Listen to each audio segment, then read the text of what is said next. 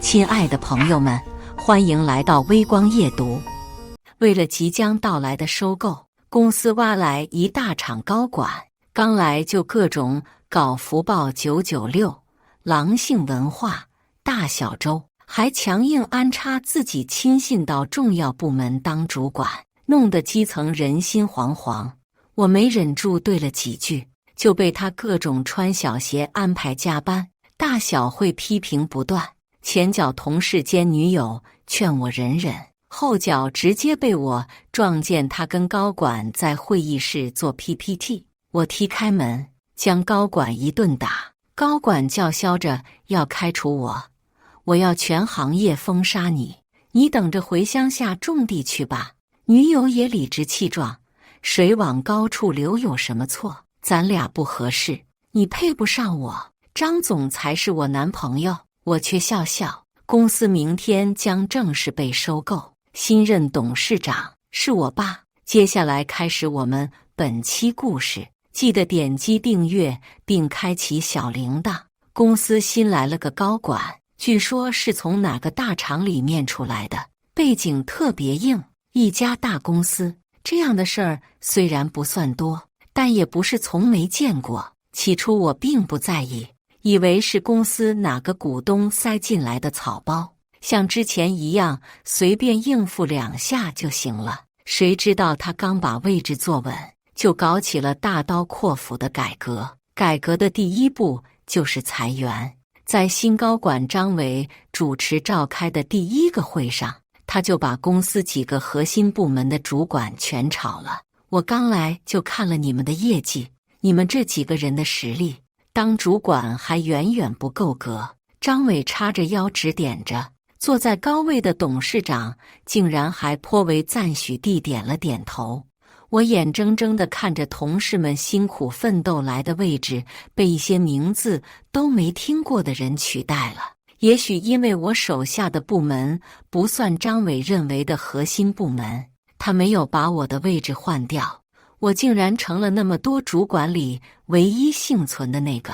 干到今天，公司开了多久我就在这待了多久，称得上是元老级别的人物了。主管一下子换成了他们完全不认识的人，公司里那些程序员人人自危，下班后不约而同跑来我这诉苦。我也没办法，只能先安抚他们，说之后再试着跟董事长求情。求情没用的，那个张伟是董事长亲侄子，在这事上董事长就是个歪屁股。知情人苦着脸说，那怎么办？就眼睁睁看着其他主管被他炒鱿鱼吗？其他人愤愤不平地说，下班了，你们先回去休息吧，这事儿我来处理吧。我说，虽然我资历确实深，但是也没有贸然就跟董事长的侄子对着干起来。我想着再观察几天，看看怎么妥善处理这个事儿。谁知道张伟的行径一天比一天过分。我以为他大规模裁员换人，只是为了把核心部门换成自己的亲信，谁知道根本不止如此。他那套人尽皆知的裁员政策，其实只是想给我们一个下马威，而他和董事长的真正目的，在下一次例会的时候才能窥见端倪。例会初期，张伟先是口若悬河的在那总结工作经验，然后就营业额一事把与之关联不大的我们部门一顿臭骂，丝毫不看我们部门跟营业额关系到底大不大。我冷着脸听完这段莫名其妙的训斥，没有急着反驳。或许就是这时候的沉默，让张伟以为我被骂怕了。他颇为得意地笑了笑说，就因为你们的懒惰，害得公司营业额直线下滑。为了避免这样的情况再出现，我和董事长商量之后决定要更改公司的相关制度。我眼睁睁地看着他说出福报996和大小周政策，并且不顾在场很多人一下子就变了的脸色，宣扬着他认同的那套狼性文化。我们公司工作技术含量高，每天上班本来就很累，费心又费神，他这么一搞，明摆着就是不把我们这些员工当人看了。我认为这样的政策不合适，我忍不住说，员工也是人，这样安排休息时间根本不够，这是把人当牛马使唤吗？而且您这光说了加班，相应的加班薪资、调休福利也没有啊。张伟听了我的话，没有对此做出任何回应，反而一拍桌子说，你看，小李，就因为你这种思想，才害得你们组成绩总是那么不好看。听了这话我气懵了，我们组就是搞技术的，难不成还能指望技术组拿不高的工资，拼死拼活，每天都给你研究个新项目出来吗？我张了张嘴，还想理论，就听见董事长说，好了，小李，少说两句，张总这个方案我是认可了的，以后就按这个来。小李和张总两个称呼一下子就把职权区分开了。在董事长警告的目光里，我敢怒不敢言，只能认命般坐下，指望着会议结束后跟董事长再商量。谁知道会议结束后，董事长就跟刻意避着我似的，带着助理跑得飞快，只留下张伟一边整理文件，一边得意地说，李明，公司的决策还轮不到你来插一脚，领着你那点工资，好好把你的事儿办妥了就行了，其他的别来沾边。我气得牙痒痒，但也只能眼睁睁看着各种不合理政策真的落实，工资却真是一点也不涨。毕竟是我看着壮大的公司，要说就这么散了乱了，我还真舍不得。所以我一直尽力安抚下属们的情绪，也一直想办法跟董事长沟通。董事长那边总是已读不回，但是我跟他协商的话，好像一字不差传到了张伟那里。在第二天，张伟就过来找茬了，李明呀，我看你手头最近好像没什么任务，这个项目你去做吧。张伟说着甩给我一沓文件，我没理由拒绝，只能打开文件仔细看。这个项目本身并不难，只是需要跟其他部门的人合作，如果以此来刁难我的话，未免有点太小菜一碟。所以我猜到了，他实施起来不会太容易，但也没想到居然会这么难。其他部门的主管是张伟的亲信，前脚我刚交上去的资料，后脚就说弄丢了，最后甚至反咬一口，说我根本没有交过资料上来，我刚刚才给你了，他们都看到了。我气愤地说，谁看到了？张伟站在那个主管身边，扫视一圈。我眼睁睁地看着那些曾经维护过的同事们低着头，一声也不敢吭。我只觉得荒谬，明明没人看见啊！李明，你现在撒谎是越来越熟练了。张伟冷笑一声说，我有跟你说过那个资料很重要吧？最后期限马上就要到了，交不上资料我看你要怎么办？我绝对交了，有种去查监控。我说，为了这么点事就去查监控？你以为你谁呀？你现在要做的是把资料重新整理一遍传上来，过了期限，耽误了合作，我要你吃不了兜着走。张伟骂道。我看着他，敢怒不敢言，一摔门，认命回去重新整理资料。老实说，张伟的为难完全在我意料之中，但他不该就不该再拿一份即将截止的项目来开玩笑。我刚刚已经看过，这个项目虽然不大，但是背后靠着的是我们的老客户。如果这个项目因为这样没有按时完成，砸的是我们的招牌，没办法，我只能加班加点赶工。赶完之后留了个心眼，通过线上的方式发给了那个主管，那边显示已接收。我以为这个项目就到此为止，不会有后续了。直到我那天下班回家路上遇到了那个项目接洽的老客户，本着顾客就是上帝的想法，我主动上前跟他打招呼，徐总，上次合作那个项目怎么样？我笑呵呵地说。谁知徐总冷哼一声说：“项目？你还好意思跟我提那个项目？迟到了整整半个月，小李呀，我们交情好，合作也多，再怎么说也不该是这个态度吧？迟到半个月，怎么可能？”我惊讶道：“我是临时收到这个项目的，那么多数据，一个下午就做完了，给别的部门留了很多时间啊，怎么可能做不完？但是我确实没有按时收到我要的东西。”徐总说着，也不见外，直接把他跟我们公司相关人员聊天记录摆出来了。我一看，差点被气吐血。这个相关人员正是张伟，他一直在说是我这边不给数据没办法，反反复复跟徐总道歉，但是其实明里暗里都在指责我。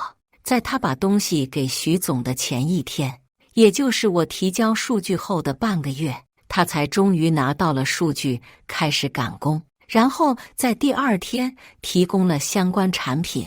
要不是我是他口中那个交不出作品的人，我都要以为他说的话是真的了。我顿时觉得十分冤枉，连忙找出我提交资料的时间给徐总看。徐总看了之后眯了眯眼睛说：“你这么早就做好了，是他们那边拖了这么久，还把锅甩到你头上了。”“是啊。”我叫苦不迭，这不公司人事交替吗？这张总是我们新换的领导，平时就不是很待见我，只是我没想到他会拿项目开玩笑。这事儿我知道了，我会去帮你说的。徐总拍了拍我的肩膀说：“以后交接工作还得让你来，否则就不合作了。”我忙不迭点头，不知道徐总跟董事长说了什么。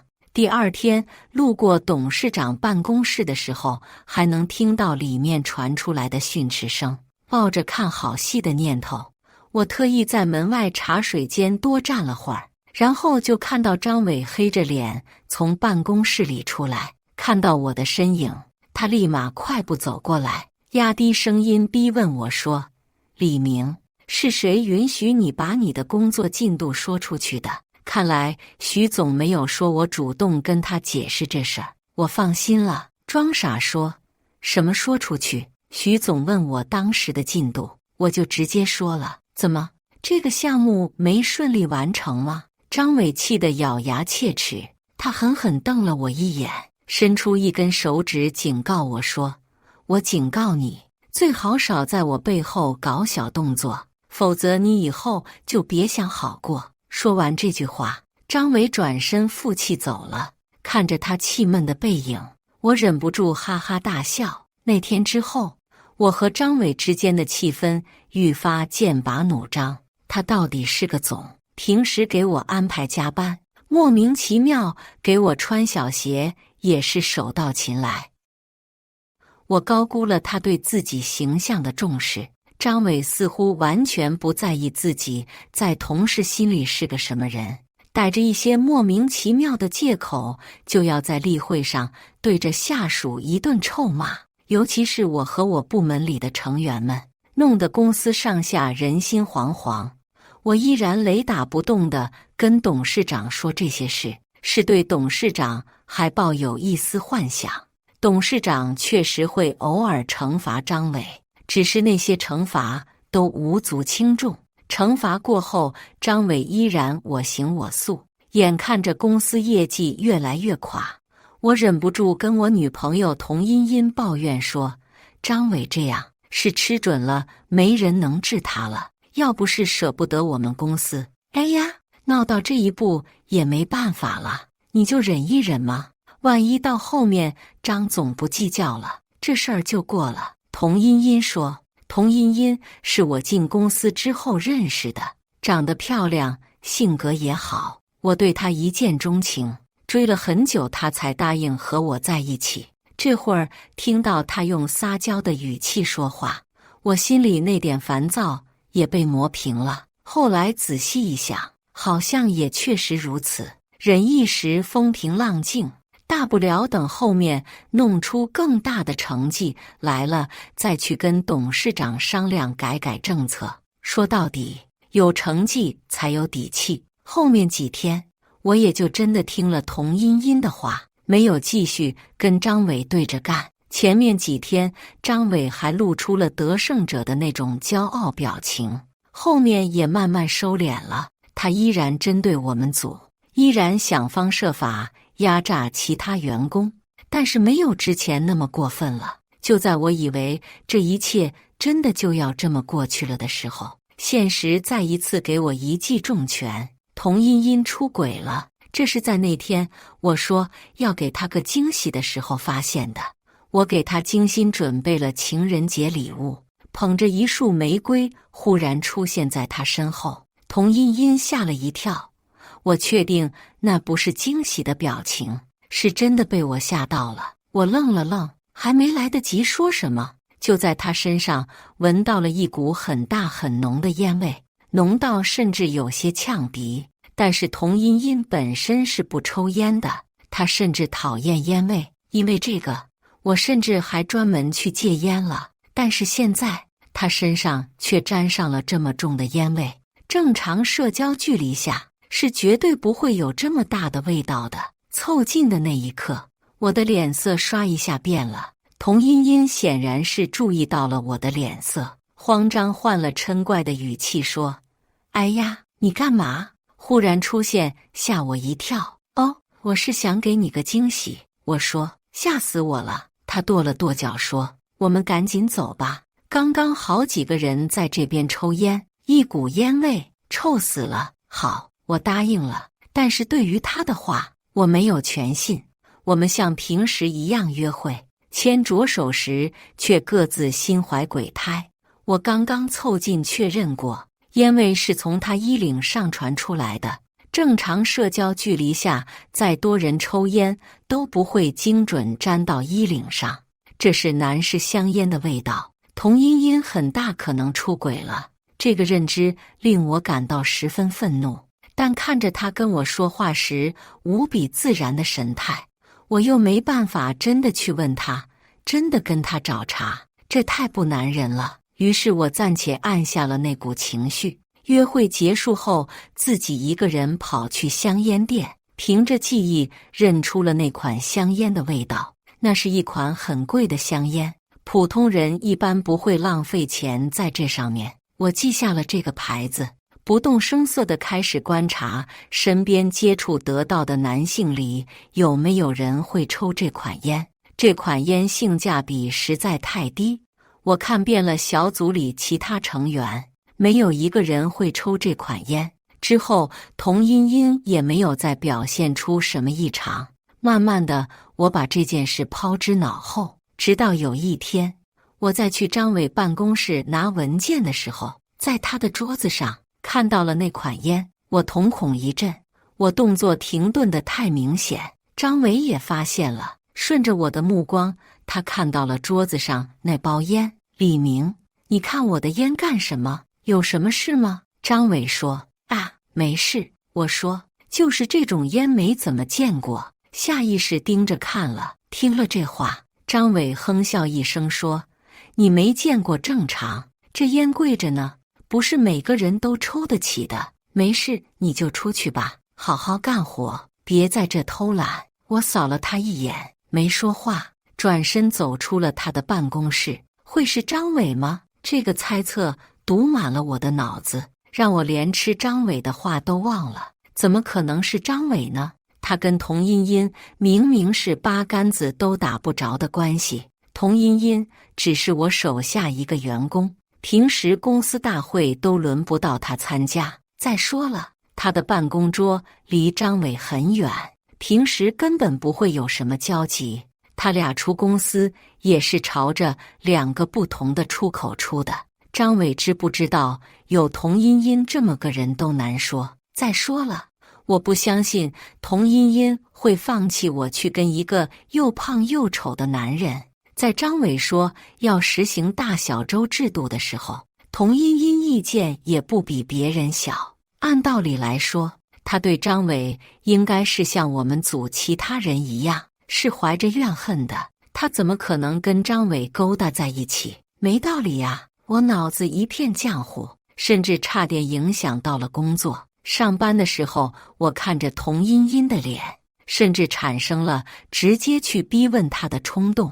这冲动最后还是被按捺住了，怀疑她和张伟之间有一腿。这事儿还是需要证据，贸然去逼问他，他当然不会承认，反而会打草惊蛇。只是我没想到，就在我思考怎么找线索的时候，他们两个直接把线索送到了我眼前。那是很寻常的一天，张伟难得没有叫我加班，我想着要趁着这个机会好好休息一下，就跟童茵茵说了一声，然后早早下班回去了。到家之后，我才发现我充电器落在公司忘记拿了，看了看时间，也已经到了童茵茵下班的点，我就没打电话给她，而是自己开车回公司拿。到公司的时候，大家都走得七七八八了，我拿了充电器准备回去，忽然看到茶水间的灯亮着，也许是谁忘记关了，我耸耸肩，准备往另一个出口走，顺便关一下茶水间的灯。就因为这个决定，我看到了足以令我三观尽毁的画面。走到茶水间门口的时候，我才发现旁边会议室的门也开着。我还寻思着是谁走的时候这么不小心，这也没关那也没关的。在走进会议室的时候，我听到了一阵奇怪的声音，水声，暧昧的喘息声。谁来了都知道会议室里正在发生什么，我当时就被这声音定住了。是谁这么大胆，居然敢在公司里做这种事？我很尴尬，想着怎么找个机会，在不被里面的人发现的前提下悄悄走掉，直到女方甜腻的声音传进我耳中。这声音就算被人传失真了，我都能听出来是我女朋友童茵茵。我愣住了，呆愣片刻之后，滔天的愤怒席卷上来，终于能抓个现行了。我再也按捺不住心里的愤怒，直接冲进会议室。里面没开灯，很暗。我冲上去把灯打开，压在衣衫不整的童茵茵身上的人的脸一下子被照得很清楚，清楚到那人脸上令人恶心的表情都看得见。张伟，童茵茵，你们他妈在干什么？我愤怒地大喊道，冲上去直接抓住张伟的领子，拎起来给了他几个巴掌。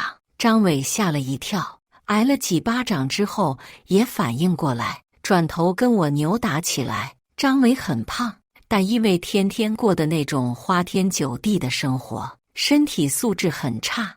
而我即使上班很忙，也总会抽时间去健身。在这样的前提下，张伟根本打不过我，他甚至没怎么碰到我，就被我按在桌子上，一拳一拳打得鼻青脸肿。李明，李明，你疯了吗？别打了！童茵茵在一边尖叫道。你想干嘛？他试着伸手来拉我，我空出右手，恶狠狠指了指他说，你他妈别过来，再过来我连你一起打。童茵茵向来是被我捧在手心里护着的，乍一下看到我现在的样子，也被吓了一跳，站在一边不敢动了。张伟趁着我跟他说话的功夫挣脱了出来，他连忙后退到长桌另一角，脸被揍得肿得像个猪头，鼻血眼泪一起流，看起来无比滑稽。童茵茵似乎也被这副样子吓到了，愣了半天没敢过去。我的目光看向他，张伟也在这时候注意到了他，还不赶紧过来，站在那干什么？张伟呵斥道。我冷冷地看着他，这是最后一次给童茵茵机会，他也知道的。他看着我的眼神犹豫之后，还是走到张伟旁边。张伟鼻青脸肿，却像个优胜者。李明，敢打我，好大的胆子啊！看我等会报警，让你出不了兜着走。张伟恶狠狠地说。报警？你报啊！我说，正好让警察也看看你们刚刚在公司会议室里做了什么事。听到这个，童茵茵脸色一下子变了，他扯了扯张伟的袖子说：“张总，不能报警啊！报警的话，童茵茵……”我打断了他的话。他一脸戒备地看着我，那眼神让我很受伤。从各方面说都是。我纳闷了，指着他说：“谈恋爱这么多年，我哪里对你不好吗？你非得背叛我，就为了这个肥猪？肥猪？你还好意思说我是肥猪？我告诉你，李明，我要全行业封杀你，你就等着回乡下种田去吧你！”张伟叫嚣道。他的态度给了童茵茵勇气。向来在我面前装得温柔甜美的童茵茵，忽然鼓起勇气般说：“水往高处流有什么错？咱俩不合适，你配不上我。张总才是我男朋友，水往高处流，我配不上他。”听了这话，我忍不住笑出声来。张伟见了，忍不住说：“你也就现在能笑了。不出半个月，老子就让你灰溜溜的滚出公司。半个月，董事长都不好意思开除我。你又是个什么东西？”我问。“你还不知道吧？公司被收购了，董事长马上就要换人了。新老板可不会像我叔一样舍不得开除你这个老员工。等他来了，像你这样没实力是还多的，迟早要被赶出去。”像是忽然有了底气。张伟声音越来越大，而我作为前董事长的亲信，只会在公司里把根扎得越来越深。说到这里，张伟颇为得意地抬起头，看着他小人得志的样子，我忍不住发笑，但也没有要在此刻戳穿他的意思。我最后一次看向童茵茵：“你真的没什么要跟我解释的吗？”我问。“没有。”听了张伟的话，童茵茵心里也有了底，拒绝的话也说得更干脆。看着他依然泛着红的脸蛋，我忽然觉得陌生，就好像之前站在我身边的姑娘不是她一样。其实我有话想跟她说，只是还没来得及。我想说，其实我爸就是那个收购了公司的人，其实我家很有钱，其实早先我想问他愿不愿意跟我结婚，如果愿意的话，我会保护他不受任何人欺负。这些话我没说出口，他好像也不打算听了。不过从今天起，这些都不重要了。童茵茵不知道的一切，在不久之后就会知道了。至于张伟，该滚去乡下种田的到底是谁？且看吧。那天之后，我们一致选择把那个丢人的晚上隐瞒了下去。只是在他们两个不知道的时候，我特地去拷贝了一份监控录像，以备不时之需。在其他同事看来，张伟第二天来上班的时候，脸莫名其妙肿成了猪头，而我和张伟原本缓和了的关系，忽然变得比以前更差。童茵茵也忽然申请了转部门，在我们都不知情的时候，就把自己的办公桌搬了个干净。在张伟手下的时候，他晋升得飞快。这样的情况放在一起，难免让人浮想联翩。同事们纷纷用同情的眼光看我，对于这样的眼神，我只是微笑着回应。董事长换届的日子一天比一天近了，我那天是真的下了狠手，不知道该夸张伟恢复得快还是怎样，脸上的伤居然好了很多。越到要换董事长的日子，他越把自己收拾得精致，目中无人的程度甚至比以前更重了。在公司里更是一副路过谁都要踩一脚的样子。彻底撕破脸之后，除了关系公司利益的事，其他时候他来找我麻烦，我就一概无视。你也就这点时间得意了。张伟幸灾乐祸地笑着说：“我保证，等新董事长上任了，第一个滚出公司的就是你。”这句话原封不动送还给你。我说。张伟以为我在嘴硬，嗤笑一声之后转身走了。他刚走，我爸的电话就打进来了。喂，小明啊，你那个公司的事处理好了，你看你什么时候有空来我这弄弄。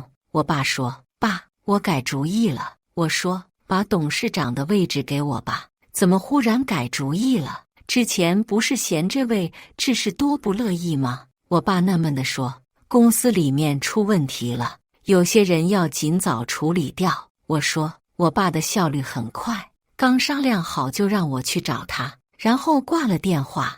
到了他公司之后，我签了2、3个字，为之奋斗了很久，付出了很多心血的公司就变成我的了。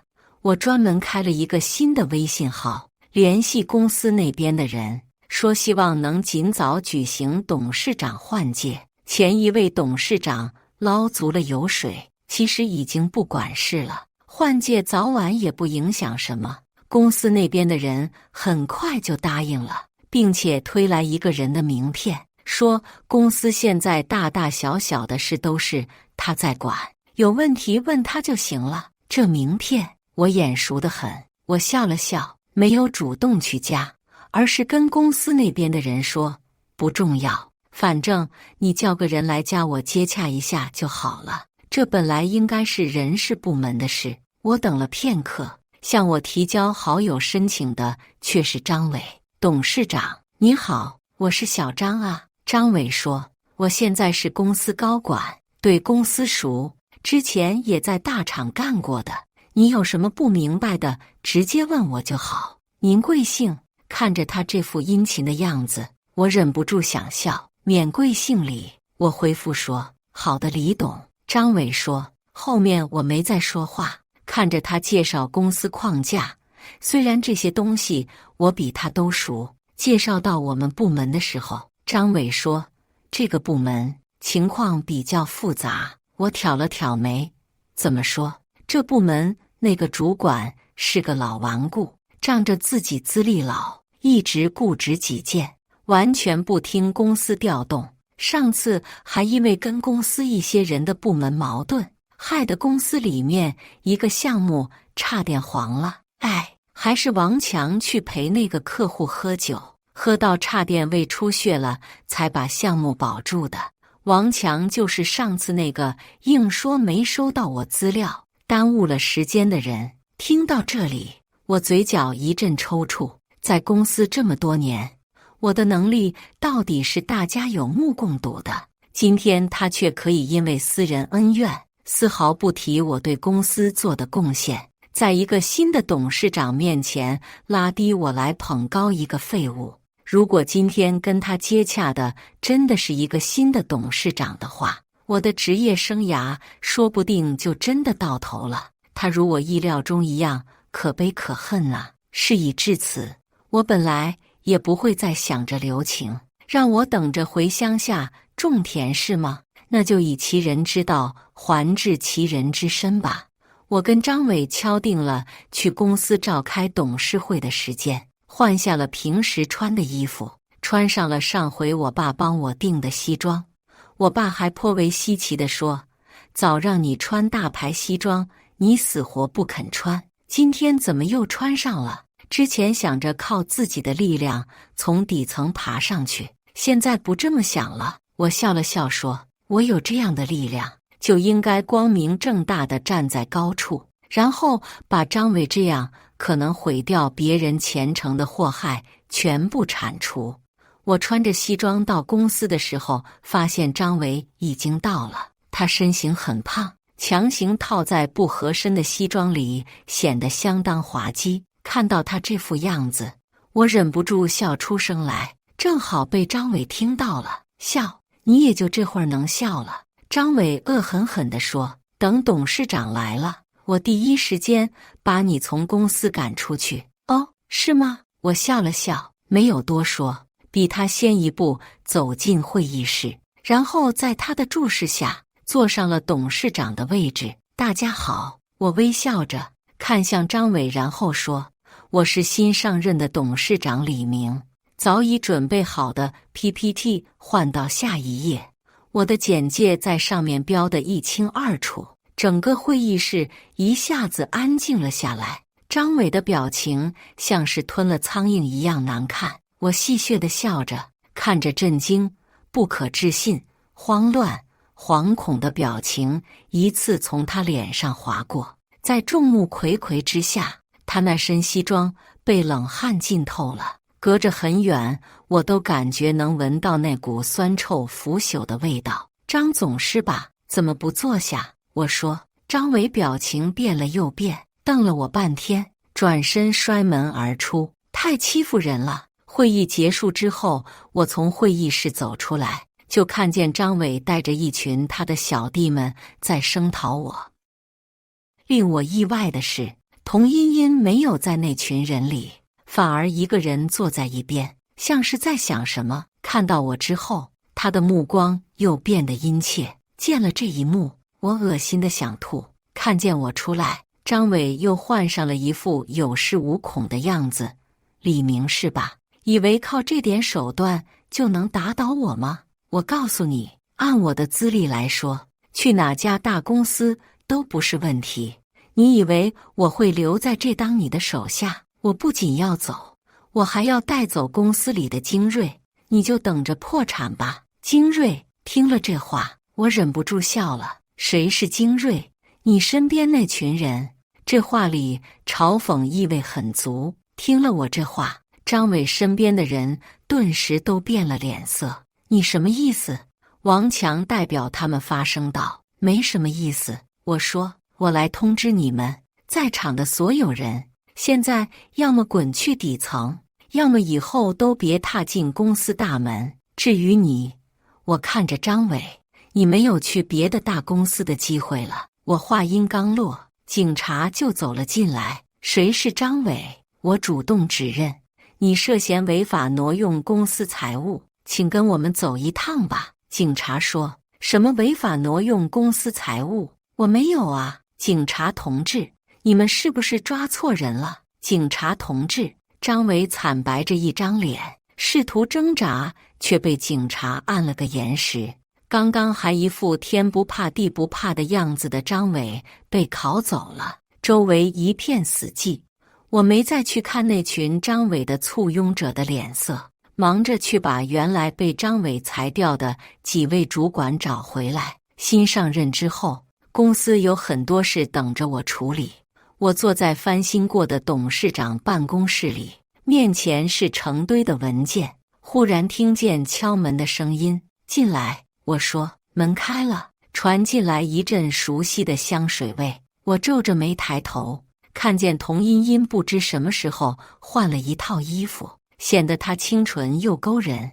她红着脸，含羞带怯地看着我，模样称得上一幅画。只可惜，这招现在对我没用了。工作期间，谁允许你换常服了？上班的时候穿成那副样子，是为了勾引谁？我面无表情地说。我没有收着声音，再加上童茵茵进来的时候还没来得及关门，这话被门外的人听得很清楚。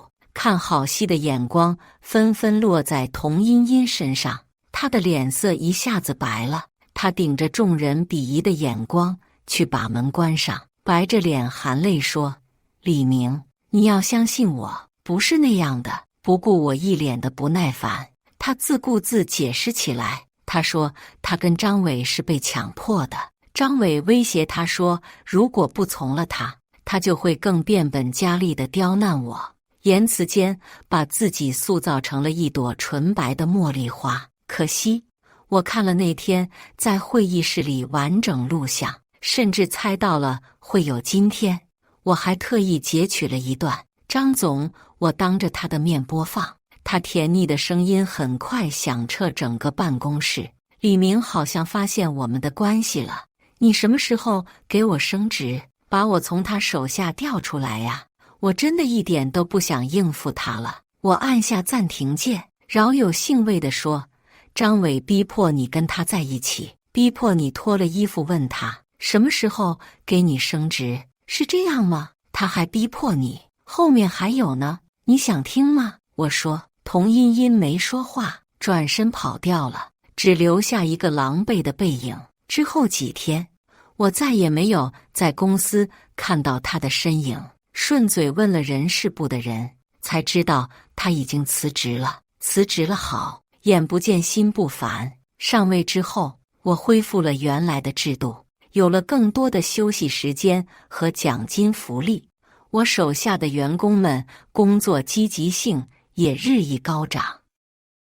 只要干得好，给钱给权，我绝不含糊。要想马儿跑，总得给马儿吃草。在我的带领下，公司取得了一项又一项亮眼的成绩，发展得很不错。有些人离开了，但是也有更多人才源源不断涌进来。公司如此，人也是如此。